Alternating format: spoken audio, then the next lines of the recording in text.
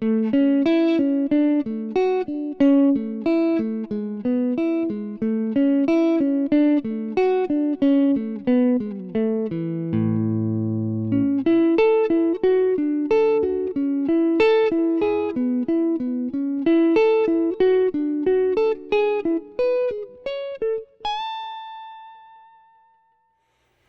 like there's always a struggle ahead of us as guitar players. What's the next thing we're working on? What are we not satisfied with? Such is the path of any artistic endeavor. There's always something to work on. A member of the studio recently posed a question to me. They said, I know all the scales, I know the triads, I know the neck really well. I don't understand why I can't sound more musical. And I remember having this moment myself as an intermediate guitar player saying, well, I've got all the technique and the capability that I think I need, but how come I can't sound more musical? Once you start to build capability around music theory, around the ideas, the constructs, and the systems that music theory describes, right, how music works, once you start to build capability that is aligned with those things, you automatically start to sound more musical immediately. Welcome back to the channel. My name's Chris. Today you will learn about leading tones. Now don't worry if you don't know what leading tones are. I'm going to describe what a leading tone is. Then I'm going to describe why we even care, why we're learning them, why we're talking about them. And then we're going to zoom in and I'm going to show you how using leading tones and starting to pay attention to this method makes your playing sound more musical right away. Okay, number one, what is a leading tone? What is that phrase? What does that mean? The definition of a leading tone is one musical note or voice that's moving a half step to another musical voice. It's a very, very specific phrase, the leading tone. This tone moving to this tone by a half step. That's a semitone. It's one fret on the guitar. It's the smallest distance we have in the 12-tone musical system. That's sort of the general description, the general definition of a leading tone. More specifically, the 7th degree of the major scale is often referred to as the leading tone. And let me show you how that works. Here's an A major scale. If I simply number these notes, 1, 2, 3, 4, 5, 6, 7. 7 is the last note before we return to the root again, up an octave. Octave, 8, octave. 1, 2, 3, 4, 5, 6, 7, 8. 1, 2, 3, 4, 5, 6, 7. That last note is only a half step away from where we started up an octave. That's why it's called the leading tone, because it generates so much tension. Right? There's an enormous amount of tension generated by that half step, and specifically in that major scale incidence.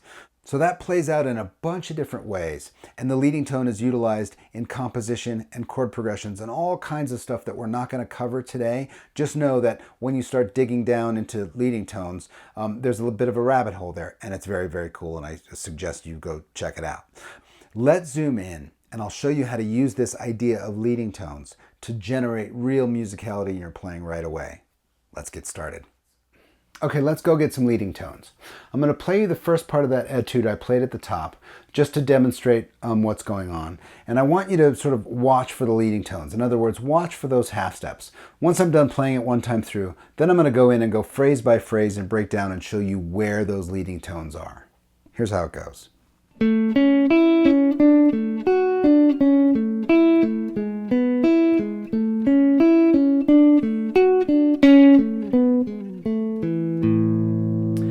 Simple little phrase. It's just like a sort of a classical sounding arpeggiated etude. And the chords are very, very simple. I'm using triads on the D, G, and B strings. And here are the chords from the etude. It goes A to D, and then A to E, back to A, D, and then A, E, and back to A. Very, very simple. In fact, I'm keeping it really simple, just 3 major chords, so we don't get too distracted in the content itself and we focus on the method. All right, so the first phrase goes like this. So that's the A chord to the D chord. So watch how I do this. I arpeggiate the A chord all the way up. I I return back to the middle of the A chord and just notice that this note is a half step away from the note that's in the D chord. So I'm using that as a leading tone. Leading tone. Now I just play this arpeggio here. Back to that same note, because now I'm going to be switching back to the A. Right? So I use that same leading tone to go from the D to back to the A. Now I'm using this lowest note down a half step, a leading tone, to this E chord. Watch. So let me play that whole thing nice and slow. Leading tone to D, leading tone back to A, leading tone to E. Then I have to go back to A, so I go back to this leading tone again. Repeat that first leading tone. And then I end with this nice little phrase that descends in thirds.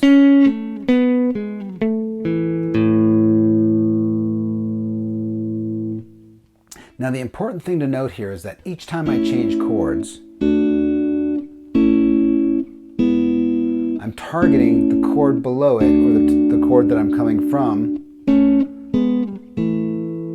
and I'm finding that half step. So in between the A and the D, this is the half step.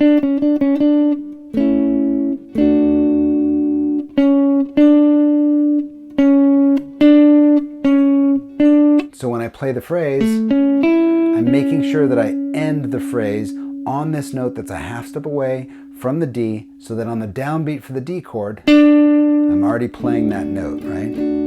So that is the leading tone between A and D. Now I go back to A. Right, I'm just playing the A triad here. And I'm making a very, very thoughtful choice to end on this note, because from the A to the E, this is my leading tone.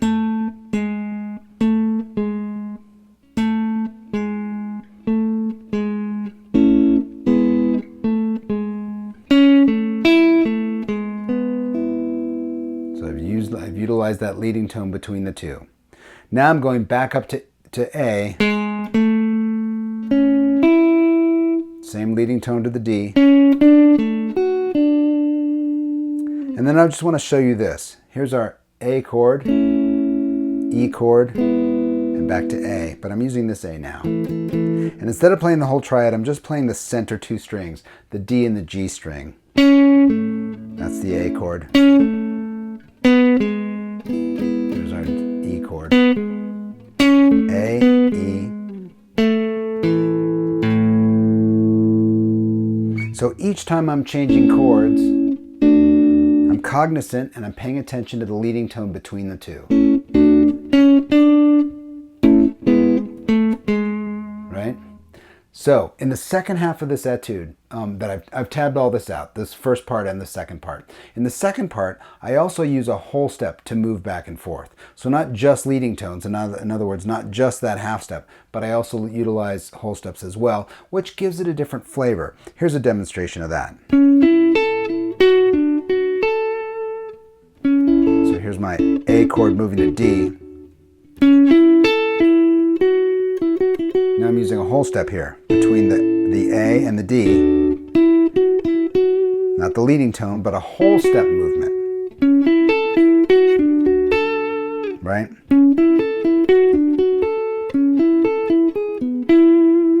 So here I'm using whole steps and half steps. I've tabbed all that stuff out. At the end of the video, there's a link for the tabs. These leading tones move you from one place to the other. And just starting, like I said, we're not worried about the content of the etude here. What we're worried about is getting the methodology. Can you look ahead to the chord that you're going to play, or the note that you want to play, and find the note that's a half step below it or above it to target that leading tone, and move your audience, whoever's listening, your dog, your cat, Carnegie Hall, it doesn't matter, to move them into that next tone very, very dramatically. Okay, that's it. The leading tone, right? That half step movement. And you saw how when I knew where I was headed, I did the math really quickly and I said, oh, I want to start on that note a half step below from where I'm headed. That really gave the piece a lot of musicality, right? It flowed really well because we're creating that tension and we're releasing it immediately. That suggests a real capability to control musical tension, which is what musicians are doing all the time. Whether you know it or not, that's the play. That's what you're doing. You're creating or resolving musical tension all the time. When you get control of it, you really start to sound like you know what you're doing, and you start to sound more musical right away. Tabs for this lesson are on Patreon. That's always linked in the description below. Here's another link in case you want to click on it right now. Head on over there if you want to grab the tabs, and if you do decide to support the channel, thank you very much. As always, I hope you found this interesting, and I hope you found it useful. Stay curious, and I'll see you next time.